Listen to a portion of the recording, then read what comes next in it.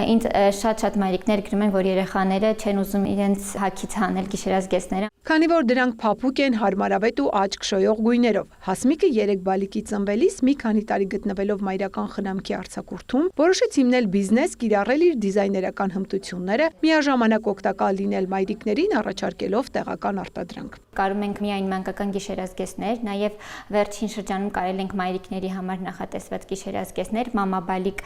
նմանատիպ գիշերազգեստներ,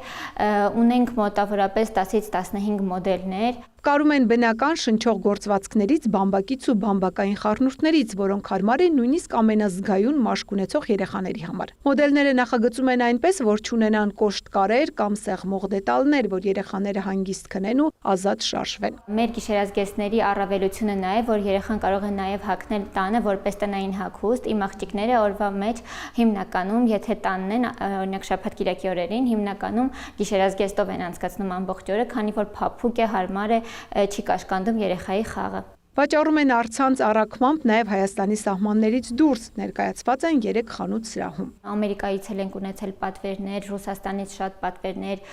մի ժամանակ նաև աշխատում ենք Վայլբերիս հարթակում։ Արտադրությունը Հասմիկը պատվիրակում է փորձառու դերձակներով այս արտադրամասին, բայց շուտով կունենա սեփականը։ Մի քանի ամիս առաջ մասնակցել է Հայկական բարեգործական ընդհանուր միության կին ձեռներեցներ ծրագրին, բիզնես վարելու ու բրենդը զարգացնելու հմտությունների հետ միասին ստացել նաև դրամաշնորհ, որոշել վերադառնալ արմատներին, Սյունիքում ստեղծել կանանց համար աշխատատեղեր ու ընդլայնել արտադրությունը։ Վերջերս շահել եմ կին ձեռներեցների ծրագրում